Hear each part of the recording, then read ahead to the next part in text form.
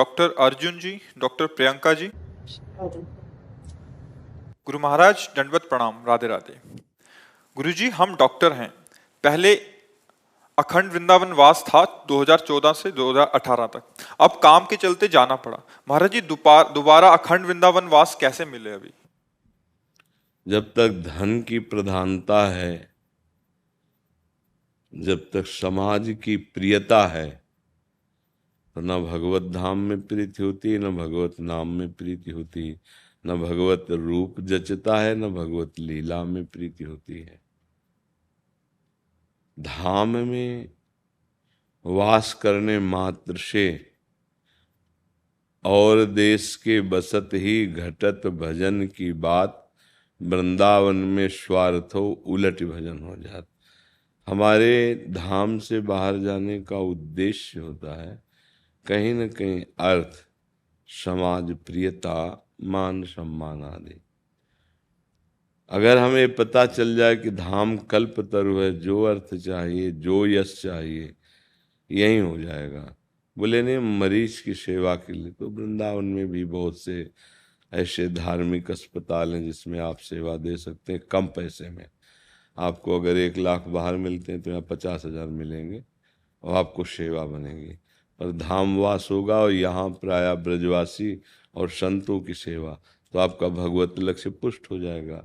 अब धन की जब प्रबल आकांक्षा होती तो फिर यहाँ उतना लौकिक धन तो है नहीं, यहाँ फिर बाहर भागना पड़ता है।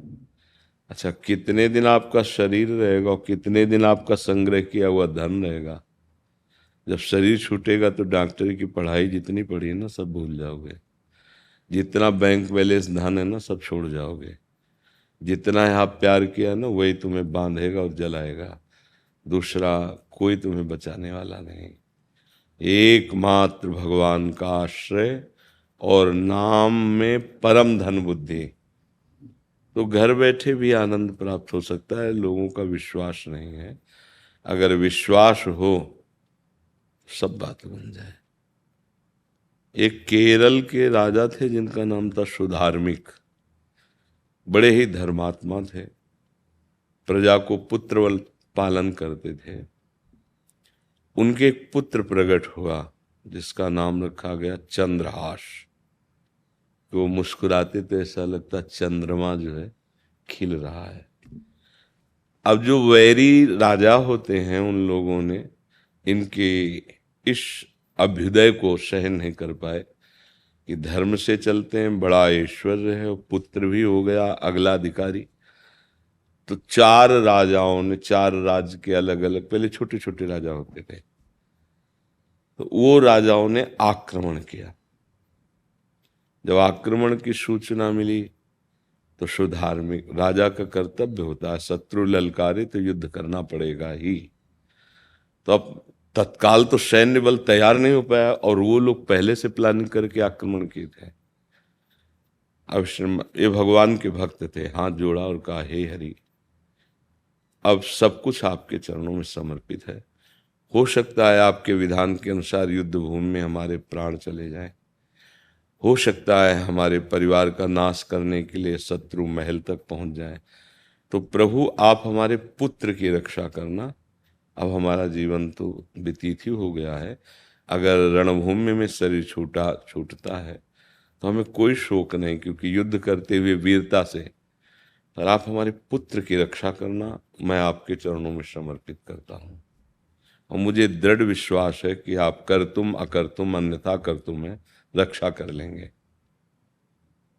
राजाओं ने जो आक्रमण किया था, गए तो बहुत से सैनिक और राजबल 4-4, तो अकेले युद्ध में सफल नहीं हो पाए। सैनिक भी मारे गए और ये भी मारे गए। अब उन चारों का आदेश हुआ कि सैनिक प्रवेश करे महल में, कोई भी इनके वंश का न रहने पावे। काट मार शुरू करते हुए, क्योंकि महल में भी तो बहुत रक्षक सैनिक होते हैं। तो जो धाय माँ थी, एक होती हैं जो प्रकट करने वाली रानी महारानियां, फिर उनकी आज्ञा के अनुसार माँ की तरह दुलार करने वाली दासियां होती हैं। रानी ने जब देखा कि ऐसा, तो धाय माँ से कहा अब हम लोग तो मारे ही जाएंगे क्योंकि चारों तरफ से घिर गए, आप बचा सकती हो चंद्रहास को, बेटे को। महाराज चले गए तो हमारा जीना तो बेकार ही है, हमें मरने में ही उत्तमता नजर आ रही, शत्रु घेर लिए, पर हमारा पुत्र बचना चाहिए। हमें भगवान पर विश्वास है कि वो बचा लेंगे, आप कोई उपाय करो। धाय माँ ने तत्काल एक टोकरी चंद्रहास को लिटाया, और बड़ी टोकरी ऐसे, और ऊपर से इतने 2 नापत्तल जूठे ऐसे डाले, ऊपर से महीन कपड़ा से बालक को ढक दिया, और लकड़ी की टोकरी थी तो श्वास लेने की सुविधा थी, ऐसे ऊपर से, और ऊपर बड़े ही ऐसे जूठन ऐसे ऐसे डाल ली, और वो निकली। तो जो दुष्ट पक्ष के सैनिक थे उनका क्या है, क्या लिए जा रही, दासी का वेश ही अलग होता है। उनका सरकार हमारा तो काम है राजाओं की जूठन पत्ते पत्तल फेंकना, उनका नीचे रख। तो ऐसे तलवार से ऐसे 2-4 हटाए तो सब वही, चलो जाने दो इसको यार, चलो। और अंदर घुसे, अन्य दास दासियां रानियां सबको मार दिया। वो बहुत प्रवीण दासी थी, नदी पड़ती थी, नदी पार होकर के गई, और उसने विचार किया कि इस राजकुमार का इतनी सुविधा से पालन हुआ है, इस समय मैं बिल्कुल अर्थहीन हूं, क्योंकि राजा की ही सुविधा से तो पल रही थी, अब भगवान ही मेरी रक्षा करें। तो सामने वाले नगर में गई तो एक बहुत बड़ा महल सुविधा देखी, पता लगाया तो बोले ये धृष्ट बुद्धि नाम का मुख्यमंत्री है, वहां के बादशाह का प्रधान मुख्यमंत्री है।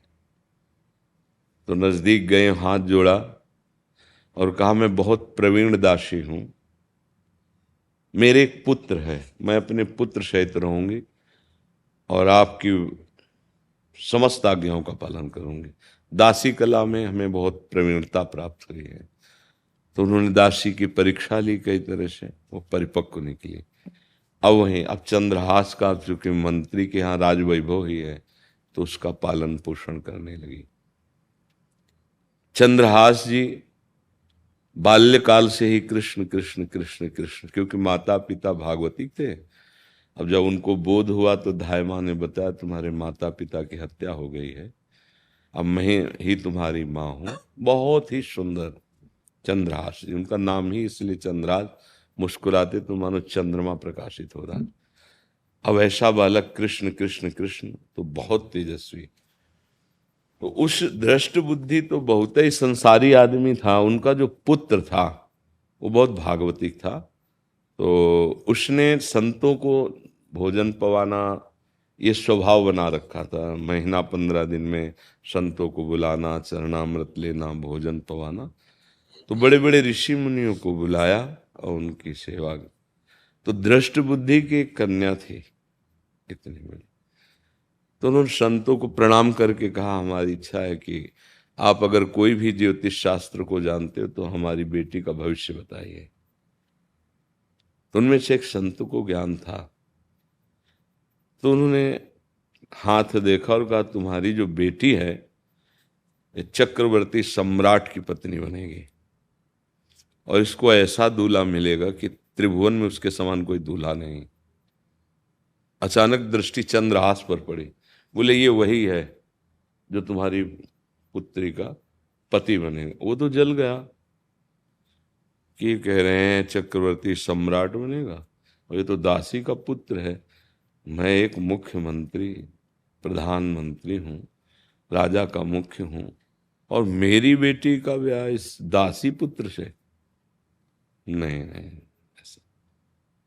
कुछ दिनों में दासी पधार गई, वे वृद्धा थी।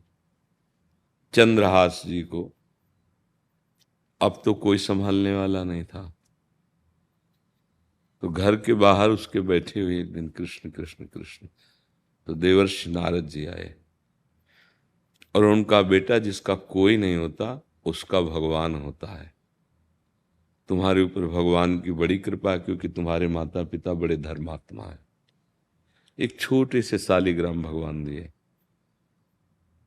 तो बोले भगवान सेवा कैसे करेंगे? बोले कोई सेवा नहीं करनी, मुख में जैसे पान का बीड़ा दबाते हैं ना, ऐसे रखे रहो, चरणामृत अपने आप जाता रहेगा और कृष्ण कृष्ण नाम जप करो। जब भोजन पाना तो निकाल लेना और थाली के कोने में पधरा देना, भोग लग जाएगा पा लेना, फिर उनको कपोल में रख लेना। ऐसी देवर्षि नारद जी।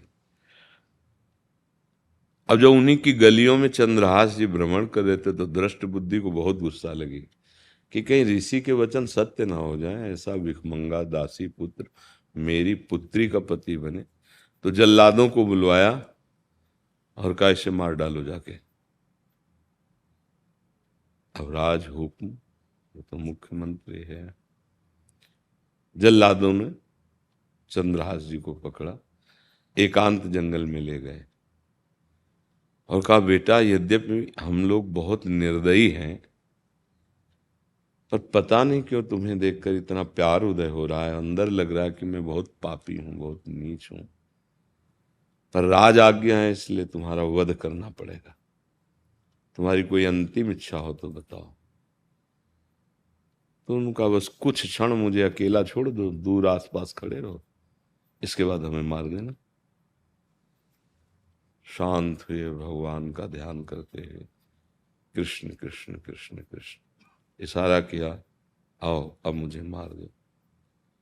नजदीक आए, बोले चाहे हमें फांसी की सजा मिल जाए पर तुम्हें तो नहीं मार पाएंगे, क्योंकि तुम्हारा इतना पवित्र स्वभाव और मैं जानता हूं कोई दोष नहीं है, केवल वो अपनी जलन के कारण मरवाना चाहता है और मुझे उसको प्रमाण देना पड़ेगा कि आपको मैं मार आया हूं।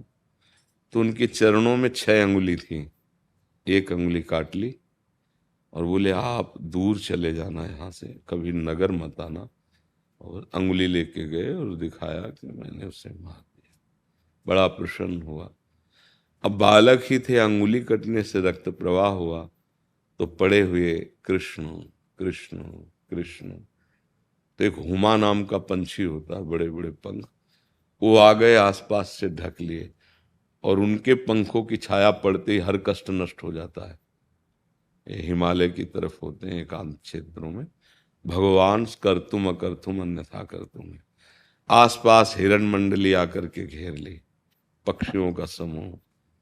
तो एक चंदनावती नगर नाम के राजा थे, उन्होंने पुत्रेष्टि यज्ञ की थी, पुत्र हुआ नहीं था, यज्ञ बहुत की। तो वो कर देने जा रहे थे दृष्ट बुद्धि के जो बादशाह हैं उनको, क्योंकि छोटे छोटे राजा है। तो जंगल से रास्ता ही था तो वहां देखा मृग घेरे हैं और ये परम पवित्र पक्षी हुमा नाम का घेरे हुए। क्या है दृश्य यहाँ? तो अपने सारथियों को रोका, अकेले अंदर गए तो देखा बहुत तेजोवान बालक और रक्त प्रवाह चरणों से हो रहा। तो हृदय में आया कि मेरी पुत्रेष्टि यज्ञ संपन्न हो गई, मुझे पुत्र मिल गया। गोद में उठाया, अब कर देने नहीं गए, राज्य वापस लौट आए और घोषणा कर दी कि मेरे पुत्र हो गया है।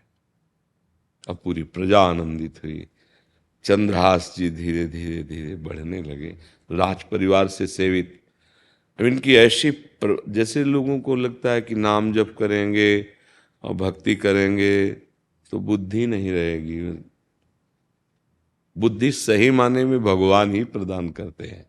जब आप नाम जप करेंगे तो बहुत प्रवीणता हो जाएगी आपकी, हर कष्ट सहने की सामर्थ्य हो जाएगी। और वो बचपन से नाम जापक जिसके गुरु नारद जी हों, शालिग्राम कपोल में रखते थे, तो युवराज पद पर घोषित कर दिया। अब कई वर्ष हो गए, कर नहीं देने गए, तो बादशाह ने दृष्ट बुद्धि प्रधान जो मंत्री है उससे कहा चंदना नगर से, वहां से तो कर ही नहीं आ रहा, क्या है? जाओ, अगर कर ना दे तो युद्ध करके उससे अधीन करो, और अगर कोई समस्या हो तो फिर देख लो, जाओ तो वहां। ये चंदनावती नगर स्वयं दृष्ट बुद्धि अपने सैनिकों के साथ गया राज आज्ञा से, वहां के राजा ने सम्मान किया। तो प्रश्न कि आपने कर क्यों नहीं दिया?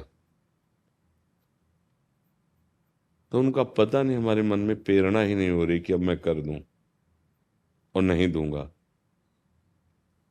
तो उन्होंने कहा फिर तो तुम्हें युद्ध करना पड़ेगा, और युद्ध में तुम जानते हो क्या होगा, बादशाह की सेना और तुम्हारी सेना। तो उन्होंने कहा कि मेरे एक युवराज है और मैं बड़ा गर्व करता हूं उस युवराज से, और तुम मुझ पर विजय प्राप्त नहीं कर सकते, ये मुझे पक्का भरोसा है। चंदनावती के राजा ने कहा, क्योंकि भगवान का बल एक अमोघ बल होता है। जी ही उसने देखा तो वही बालक जिससे पुत्री के ब्याह की बात हुई थी, उसने कहा जल्लादों ने धोखा दे दिया, ये तो बच गया और ये तो युवराज बना है।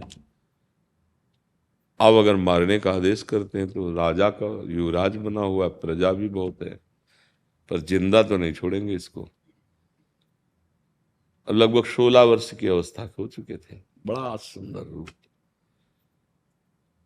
तो उसने चंद्रावती राजा से कहा कि एक उपाय है, अगर ये तुम्हारे पुत्र हमारे यहाँ चले जाएं और हमारे महल में हमारा पुत्र है उससे मिलें और मैं चिट्ठी दे दूंगा, वो चिट्ठी पढ़े ना ये, तो हम स्वयं ऐसा उपाय करेंगे कि आपका कर भी माफ हो जाएगा, आपसे कोई युद्ध नहीं होगा। हाँ, ये शर्त मंजूर है। चंद्रहास जी से कहा, चंद्रहास जी ने कहा जो आगे। तो उसने पत्र लिखा उसके पुत्र को, अपने पुत्र को, कि बिना विचारे ये जो व्यक्ति हम भेज रहे हैं इसको तत्काल विष दे देना, मार देने के लिए बिना विचारे तत्काल इसको विष दे देना, क्योंकि आएगा अति सत्कार में, इसको विष दे देना। उन्होंने मुकुट में ऐसे पाग में पत्र, और पहले बड़े नियम वाले लोग होते थे, अगर किसी का पत्र ऐसा तो कि आपको पढ़ना नहीं तो नहीं पढ़ेंगे, उन्होंने खुद नहीं पढ़ा। और कुछ अंगशंगी अंगरक्षक और आप गए, तो उस नगर की एक सुहावनी बहुत वाटिका थी, राजवाटिका, जिसमें वही उनकी पुत्री अपनी सखियों के साथ घूमने आई थी।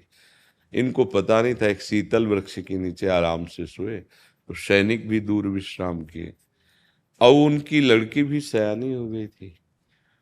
उसने देखा इतना सुंदर तेजस्वी राजकुमार, नजदीक गई तो एकदम आसक्त हो गई देखकर, क्योंकि पूर्व संस्कार भी होते ना, और लगा कि मेरे योग्य वर तो यही है। अचानक दृष्टि कान के पास पत्र में पड़ी, धीरे से पत्र, वो सो गए थे, और उसमें लिखा अपने पुत्र का नाम, उसके पुत्र का नाम हमें याद नहीं आ रहा, अपने पुत्र का नाम लिख के लिखा था, जाते ही मदन से। हाँ हाँ, मदन, जाते ही इसे विष दे देना, संस्कृत में लिखा था। तो पिता की बुद्धि का भ्रष्ट हो गई, ऐसे पुरुष को कहीं विष दिया जाता है? अच्छा, स्याही, काली स्याही से पहले लिखा जाता था, तो उसने काजल से ऐसे किया, और जहां विष लिखा था तो ऐसे संस्कृत में आ की ऐसे आकृति होती है, और उसका नाम था विषया। विषया उस लड़की का नाम था। विष दे देना, तो उसने ऐसे संस्कृत में या बना दी, और उसको हो गया विषया, और पत्र वहीं खोस दिया, और आप चली गई। जाके सहाय केसो, वाक्य जीवन को कौन आदेश हो। हरी सहायता करे तो बाल बाका भी कोई नहीं कर सकता। अब जो ही गए, सोई जो उनके पुत्र थे मदन जी, उनसे मिले, उनका तुम्हारे पिता ने पत्र दिया है, जाते ही बिना विचार किए विषया दे देना, अर्थात पुत्री को दे। उन्होंने आदेश कर दिया, बैंड बजने लगे, सारा विधान बन गया, और ब्याह कर दिया, ब्याह हो गया। अब कुछ समय के बाद ना तो सूचना पहुंची कि भाई वो मर गए, ऐसी सूचना तो तुरंत फैल जाएगी, कुछ नहीं, तो जो दृष्ट बुद्धि नाम के मंत्री थे वो अपने नगर को आए, तो देखा उल्लास, और बहुत लोग कह रहे थे कि धन्य है आप, धन्य है, अपनी पुत्री के लिए ऐसा दूल्हा चयन किया है। इतने प्रतापी थे चंद्रहास जी, दिव्य तेज ऐसा, बोले हम लोग कृतार्थ हो गए नगर के। तो ये क्या मतलब, ये क्या कह रहे हैं? सीधे मदन के पास गए और कहा पत्र में क्या लिखा था? उनका ये लिखा, उन्होंने देखा, जाते ही बिना विचार के इन्हें विषया दे देना। बोले हमने तो विष लिखा था। कहाँ है वो चंद्रहास? तो बोले दूल्हा दुल्हन विराजमान है भवन। जब देखा जाके तो जल गया कि ऋषियों की बात सत्य हो गई, जो मैं चाहता था वो नहीं हुआ, पर अब भी इसको मरवाऊंगा।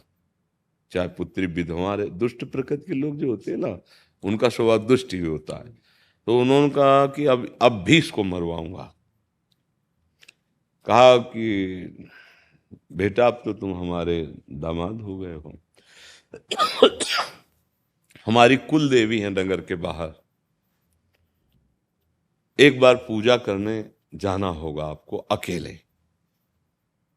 तो सरल स्वभाव उनका, ठीक, पूजन सामग्री दे दीजिए और हमें रास्ता बता दीजिए। अकेले जाना होता है तो हम अकेले चले जाएंगे। वहां उन्हें कई सैनिक और जल्लादों को कि जो मंदिर में आवे सीधे उसे मार देना इसे, क्योंकि वही मंदिर में जा रहे थे। उधर वहां के जो बादशाह थे वो बड़े बड़े ऋषियों के, पंडितों के बीच में बैठे थे। तो उन्होंने कहा महाराज अब आपके राज्य में अकाल पड़ने का योग है। अगर चंद्रहास जी को आप अभी सम्राट पद पे बैठाल दे तो अकाल योग नष्ट हो जाएगा। उनका चंद्रहास जी हैं क्या? बोले आए हुए हैं, नगर में ही है। तो मदन जो था, जब पिता महामंत्री थे ना, तो उसी गद्दी पे वो भी बैठे थे क्योंकि वो गए थे। तो मदन से कहा कि तुम चंद्रहास जी को तुरंत लाओ, क्योंकि योग बन रहा है, सम्राट पदवी हम उन्हें प्रदान करते हैं, क्योंकि हमारी प्रजा सुखी रहे, हम वृद्ध भी हो गए, अगर हमारे बैठने से अकाल होगा तो चंद्रहास जी को हम। अब ये भागे तो सैनिकों से पूछा चंद्रहास कहाँ है? बोले देवी के मंदिर की आराधना करने गए हैं अकेले। वो भागे, उनको तो पता ही था मंदिर। रास्ते में ही रोक लिया और कहा सुनो, आपको बादशाह ने पुकारा है और वो अभी सम्राट पद देना चाहते हैं। हमारा गर्व है कि हमारे बहनों इस सम्राट पद में। तो उनका नहीं, देवी पूजा का आदेश पिताश्री ने दिया। बोले वो हम कर आते हैं पूजन। और देवी पूजा के लिए वो थाल ले ली, चंद्रहास जी को भेजा, उनका अभिषेक हो रहा सम्राट पद पे। और ये जे ही पहुंचे तो सैनिक लगे हुए थे, महामंत्री का आदेश सा मार दिया उनको जान से। महामंत्री को सूचना मिली कि बधाइयां बट रही हैं, चंद्रहास जी सम्राट पद पे अभिषिक्त हुए। अब उसके होश उड़ गए, फिर मारा कौन गया? अब वहां जाके देखा तो बेटा मदन बहुत चिल्ला चिल्ला के रोया। अब उसकी बुद्धि में आया कि भगवान के भक्त को त्रास देने से सर्वनाश ही हो जाता है। चरणों में लौट गए चंद्रहास जी के।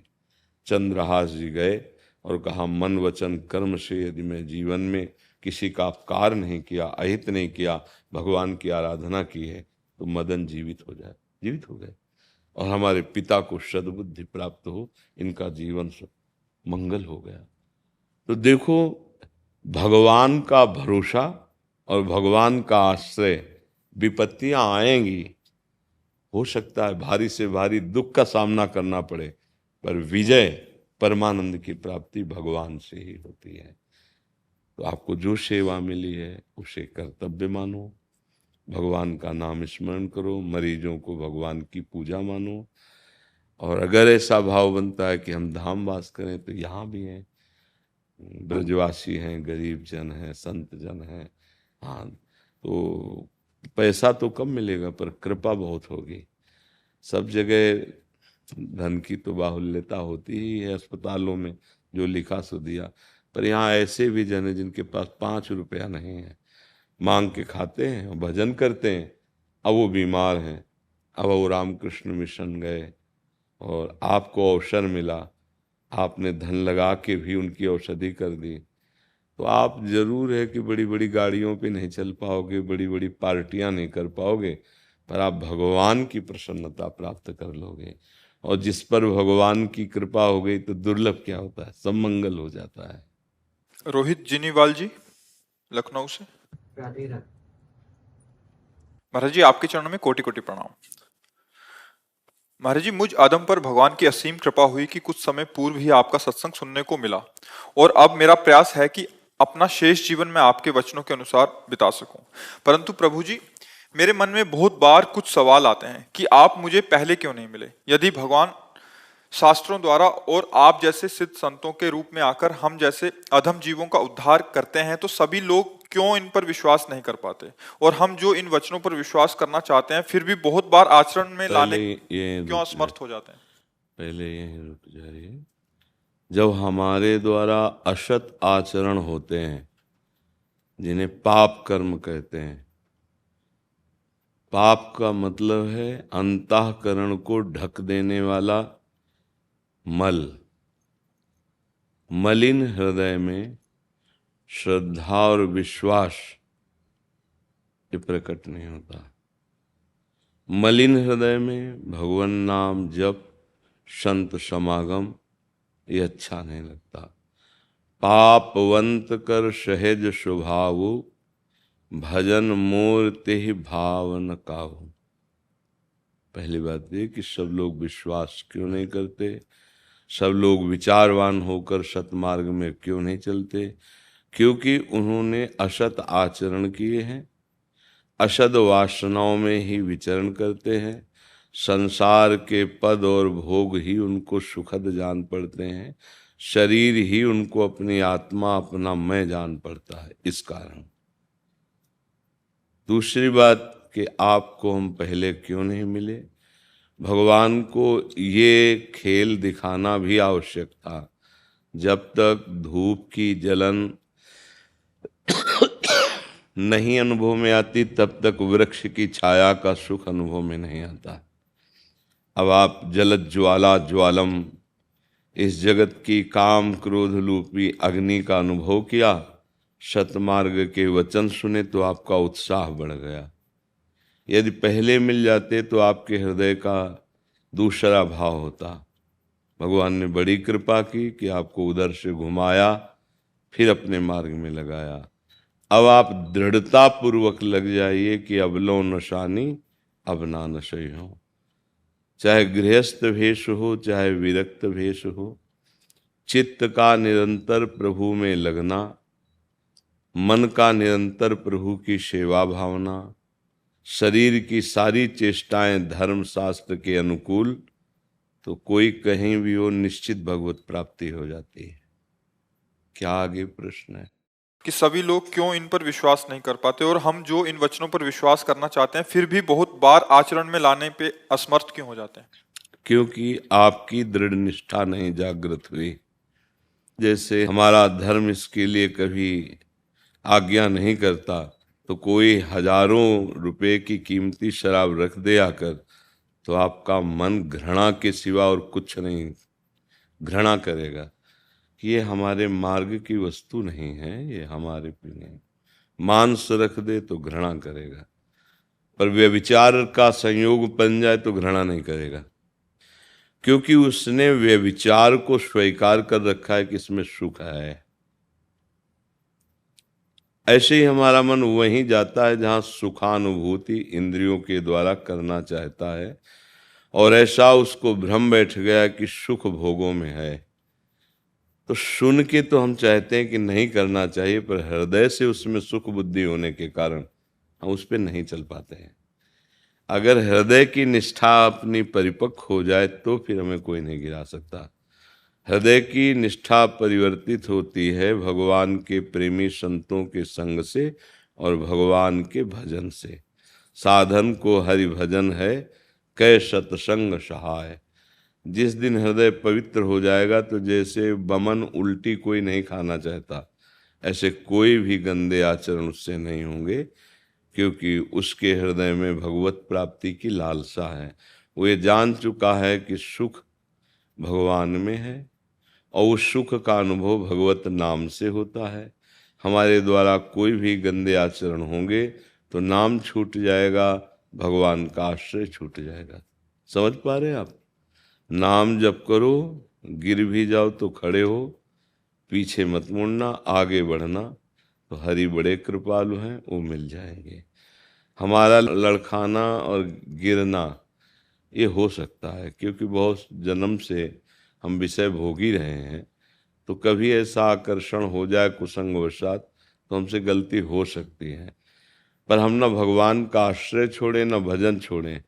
कोई और प्रायश्चित करने की जरूरत नहीं, वो सब ठीक हो जाएगा।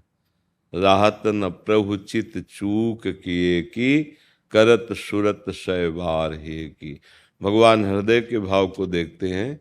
ये चलना चाहता है मेरी ओर, पर ये गिर पड़ता है, तो कृपा करेंगे, ऐसी सामर्थ्य दे देंगे कि हम गिरना पड़ेगा ही नहीं, वो हमें घसीट लेंगे। विश्वास रखो, अगर गिर भी पड़ते हैं तो भी हमें भगवान मिलेंगे, क्योंकि भगवान आश्रय से मिलते हैं।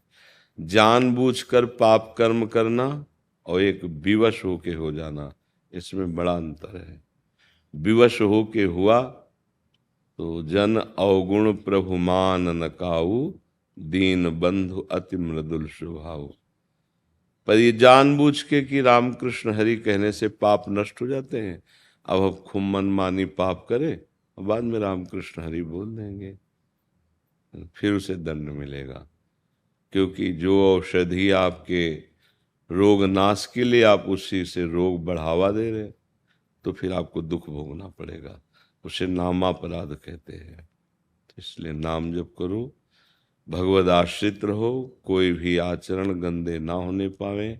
खान पान मलिन निषेधात्मक जो है उसको हम न स्वीकार करें, तो इसी जन्म में धीरे धीरे हमारी भगवत स्थिति हो जाएगी।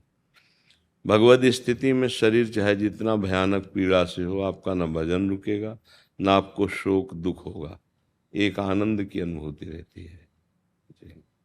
प्रिया अनुरागनी शरण जी ऑस्ट्रेलिया से। गुरुदेव, आपके चरणों में कोटि कोटि प्रणाम। महाराज श्री, पिछले 3 महीने से श्री जी और आपकी कृपा से श्री धाम वृंदावन का वास मिला, बट अगले 2-3 दिन में वापस जाना है, ये सोचकर मन बहुत घबरा रहा है। महाराज जी, क्या करूं कि बाहर रहकर भी जो यहाँ अनुभव और आपकी कृपा से चिंतन हुआ, अनुभूति हुई, वो ऐसी ही बनी रहे। कई बार इस सत्संग में बताया है कि हम धाम को अपने नेत्र कैमरे में बसावें। जैसे आप यहाँ आए हैं, यमुना जी जाएंगे, बिहारी जी जाएंगे, राधा वल्लभ जी जाएंगे, सत्संग में बैठते हैं, तो ये आपके सब नेत्र कैमरे में स्वाभाविक, जैसे सीसी कैमरा पकड़ता रहता ना, ऐसे आपके हृदय से संयुक्त होकर नेत्र कैमरा सब सीन भर लेता है। अब जिस समय आप बाहर जाएं तो रोज एक दिनचर्या बनावें, 5-10 मिनट बैठ जाए, आवे मन से वृंदावन, गुरु को प्रणाम, सत्संग हाल को प्रणाम, यमुना जी को प्रणाम, परिक्रमा, ये सब 15-20 मिनट में हो जाएगा। वृंदावन को चिंतवन यह दीप उर्बार, कोटि जन्म के अघतमय जारी करे उजियार। वृंदावन, परिक्रमा मार्ग, यमुना जी, बिहारी जी, राधा वल्लभ, संत जन, अगर इसका हम चिंतन करते हैं तो ये चिंतन मात्र करोड़ों जन्मों के पापांधकार का नाश करके ज्ञान प्रकाश कर देगा।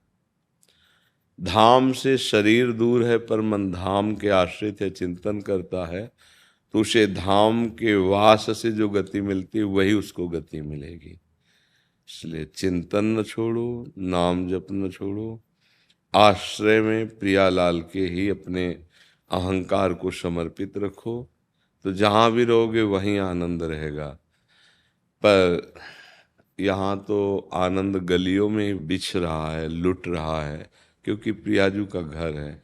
यहाँ जैसी भागवतिकता आपको कहीं बाहर नहीं दिखाई देगी। पर यदि ये भागवतिकता हम हृदय में भर ले और नाम जप करें, तो जहाँ भी होंगे वही वृंदावन प्रकाशित हो जाएगा। क्योंकि जड़ वस्तु नहीं, चैतन्य वस्तु। सबका ऐसा सौभाग्य तो है नहीं कि अखंड वृंदावन वास करें, ये तो बड़े भाग्य से मिलता है। तो हम अपना जन्म बर्बाद नहीं करेंगे, जहाँ भी रहेंगे वृंदावन की भावना, वृंदावन का चिंतन, वृंदावनाधीश्वरी श्री श्यामा श्याम जुगल जोरी का सदैव चिंतन, तो मंगल ही रहेगा। और रज ले जाओ वृंदावन की, थोड़ी रज रोज शरीर में लगाओ। चरणामृत ले जाओ राधा वल्लभ लाल जी का, तो जरा जरा सा पियाओ, उसी में फिल्टर जल डाल दिया तो चरणामृत हो, चरणामृत रहेगा, वर्षों चल सकता है। थोड़ा चरणामृत, उसमें हम जल मिलाते हैं तो चरणामृत ही होता रहेगा। बस हमारी प्रार्थना है कि देखो, कलयुग में अन्य साधनाओं का अनुष्ठान होना कठिन है। अगर आप प्रार्थना मान ले, शराब न पिए, जुआ चोरी न, और माताओं बहनों के साथ गंदा भाव न रखें और नाम जप करें, तो इसी से भगवत प्राप्ति हो जाएगी। कलयुग में ये महापाप कहे गए, जैसे स्त्री को काम भाव से देखना, कैसे रुपया मिले चाहे जितना दंड फंद जितना भी, धर्म का 1 रुपया तुम्हारे घर में शांति पैदा कर देगा और अधर्म का 1 करोड़ रुपया तुम्हारा नाश कर देगा। देख लेना, पुत्र पत्नी परिवार सब पर उसका प्रभाव पड़ेगा।